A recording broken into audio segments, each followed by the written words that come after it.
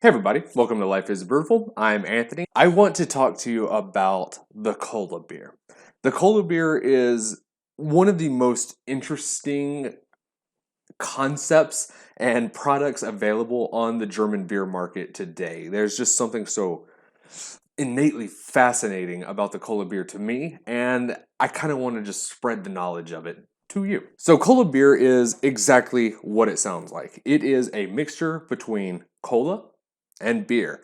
Usually a 50-50 kind of mix, but there's no real restrictions or limits to your imagination. It can be as low as 25% beer, 75% cola, flip that around, however you want it. That's just kind of how it can be. And the reason Cola Bier is so interesting to me is because I frequently hear about how German beer is the superior beer. It is the superior beer region, producing the highest, finest quality beers because they're limited to only 4 ingredients. And the whole thing just kind of seems like the over fetishizing, the over fetishizing of German beer because of it. But if there was one beer style that kind of got rid of that air of superiority, it would have to be the Cola Bier. Now, before we go too deep, I can already see the comments coming in. Yes, I called Cola Bier its own style. And there is a reason why I say that. And if you disagree with me, that's fine. This is kind of just my opinion. But I would love to hear your arguments against it. But in my opinion, Cola Bier is its own unique style because it has its own history, which we'll talk about. We have its own ingredients and processes. It has its own culture. It has its own replicability, replication throughout the entire region, even down into other countries. You can find Cola Bier mixes. So it's got almost everything that I would look for in a beer style to define it within that term. But my argument would be that if you are going to exclude Cola Bier and say it's not a style, all those super fruity, juicy puree sours and IPAs that everyone loves so much, those are no longer allowed to be considered their own style. Florida Vices can't be their own thing. Radlers and Shandies, they're not allowed to be their own style either. You get what I'm saying? Yeah, it does kind of fit in. Maybe there is like a niche market for beer mixes that should be its own style, but within that, I would say Cola Bier is its own sub-style. So feel free to disagree with me. I love a good debate. Moving on. So getting into a little bit more of general information in regards to Cola Bier. Cola Bier is usually a mixture between cola and pilsner. And it goes by a wide variety of names. I mean, you could randomly be in any part of Germany realistically and come across a Cola Bier and it not necessarily be called Cola Bier. It can also go by names like diesel or turbo because of the additional caffeine given to it that kind of gets you hyped up, gets a little pep in your step supposedly. It comes in a wide variety of variants as well. And some of those are actually pretty good. For example, there is probably the worst one for me, and that is the Cola Weizen, which is a Cola Bier and where the Pilsner has kind of been replaced by a Hefeweizen. To me, this one is the most offensive because it's just so cloyingly sweet, all those banana characteristics mixed with the sweetness of the cola, and it just comes off syrupy and medicinal. Not a huge fan. And that one also goes by a wide variety of names like Aviator and something I'm not going to say out loud, but if you go and look up the Wikipedia page, I'm sure you'll see what I'm talking about. And those two are the styles that are most popular in central and southern Germany, especially down in the Bavaria region where Cola Weizens are pretty much on every restaurant menu that I went to while I've been here. But up north, they have their own special unique mixes as well, like the regionally exclusive Dusseldorf Alt Beer, which is a smooth, soft lager with very low carbonation and very low hopping. It's very smooth, very good beer. When they mix theirs with cola, they call it a Krefelder, named for the neighboring, also alt beer producing town of Krefeld. As a side note, I can't tell if that was necessarily like an insult or if that's just the place where the Krefeld Cola Alt Beer mix got popular.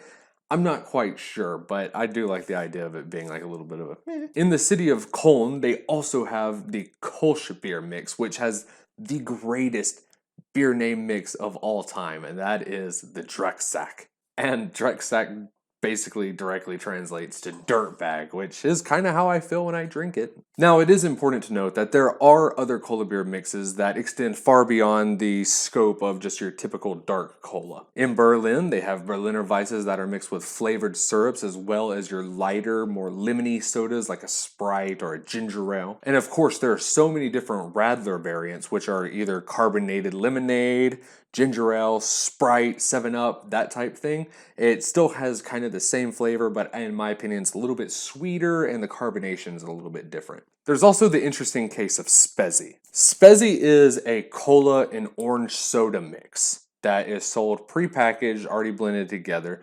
But what makes it so interesting is that it was supposedly created by breweries for the sole purpose of mixing into their beers. There's even several very noticeable, very popular brands out there who've gone all in on the Spezi trend. In fact, Cola Bier is so popular that following a tax law change in 1993, breweries were actually able to create, package, and sell pre-mixed cola beers. I would argue that they're not always the best. I actually certainly prefer mixing it myself over the store-bought ones. They're just not that great. Now, with all these different mixes, there are a wide variety of different receptions, obviously. You know, different beer mixes with different beers and different cokes and sodas or whatever could give you a wide variety of different experiences. So I challenged 3 of my friends who are all beer reviewers and beer commentators here on YouTube to try their own beer soda mix and document their experience with the style. So let's see what they have to say about it. Hey, how's it going, everyone? How you guys doing tonight, today, wherever you're from in this beautiful world? Well, this is a special collab video. This is a beer soda, or pop, if you want to call it. It comes from something in Germany called Cola Bier. Essentially, it's mixing cola and beer. They add cola to beer. I knew of shandies, so in the UK, it's a shandy, you add lemonade or a Sprite, 50-50-ish, to, but it's usually crap beer, like mass-produced lagers, not good ones. I have Dr. Pepper and a very good cocoa porter from Pelican Brewing Company out of Newport, Oregon, or Tillamook, Oregon. So this is a Jones berry lemonade soda, and I'm going to mix it with this NEPA, New England IPA, Skyrocket 5 from Establishment Brewing. I chose Warsteiner Premium. It's kind of like the flagship of Warsteiner.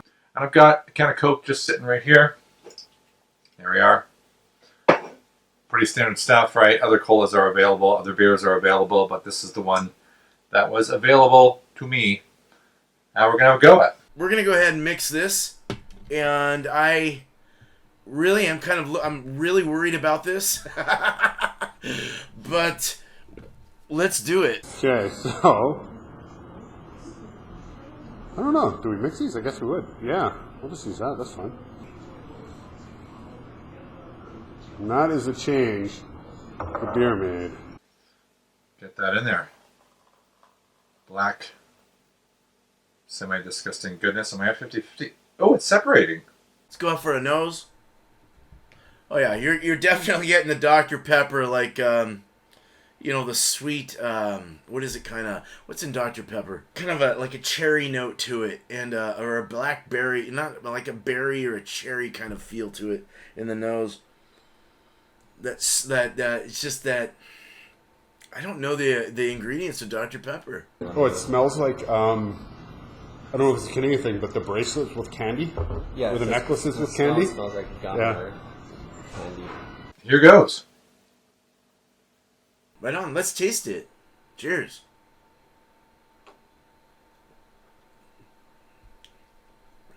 Oh wow, man! What? Come on, man. This is different, but it's cool. It's good. Tastes like jelly. Yeah, but it has like a lot of bite. It does. Well, It has this like weird chemical thing underneath. I mean, it's pop, so it's gonna have that anyways.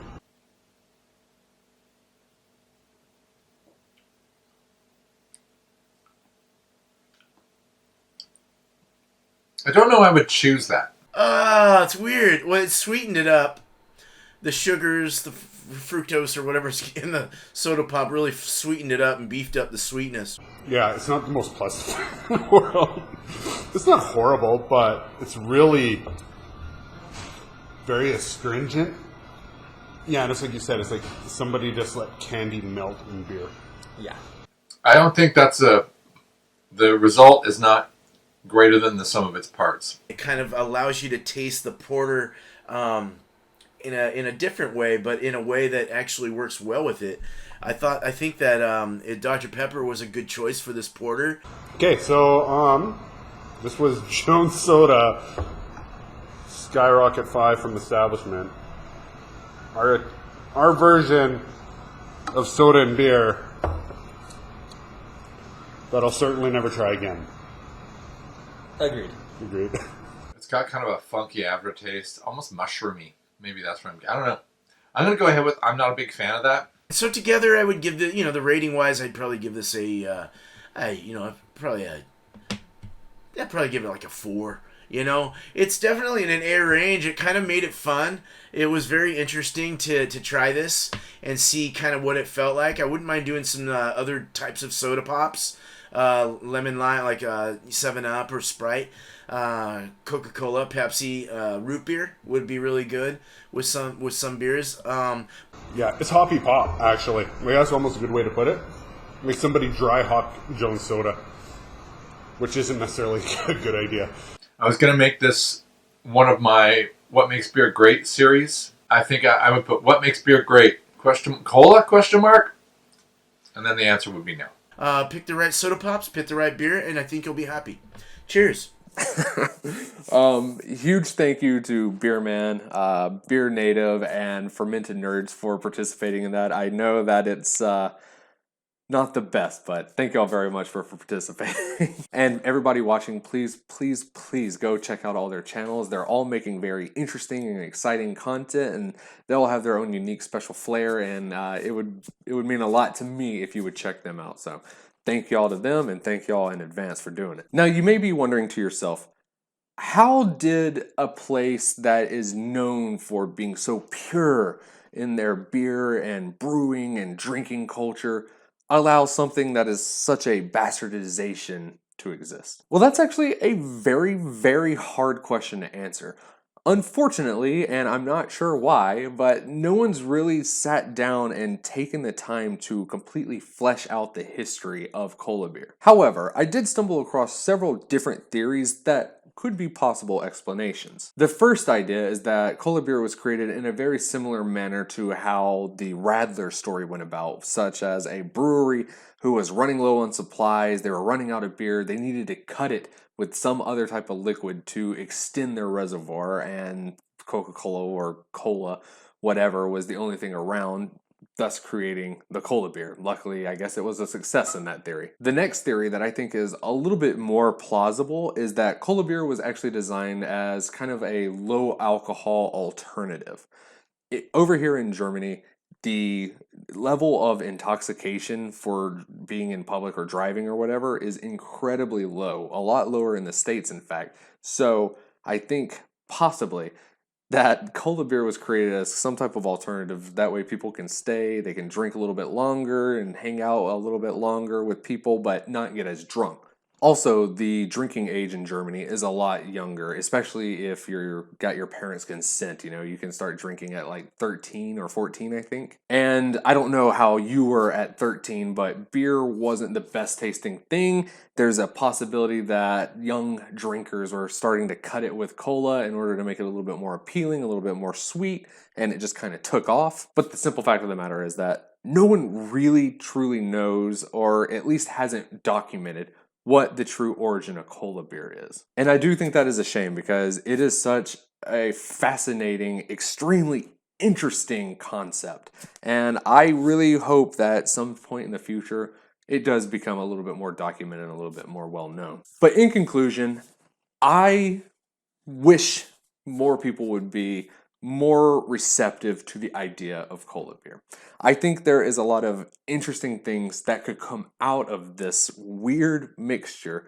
And I mean, it just has such a negative connotation around it. If you look up Cola Bier on Google, you're going to see so many articles like, Germans are mixing beer with the soda and it's deeply disturbing. Or you're going to see like, oh, it's disgusting or whatever. But they're not really giving it a try. They're not giving it a chance. I mean, some of my personal favorite mixes, like, yo, try a root beer and a stout together. It's surprisingly dang good. Dr. Pepper kind of goes great with everything. And Fantas and ginger ales go great with IPAs. I know it sounds crazy. I know some people were just immediately disgusted by the idea, by the concept, but give it a try.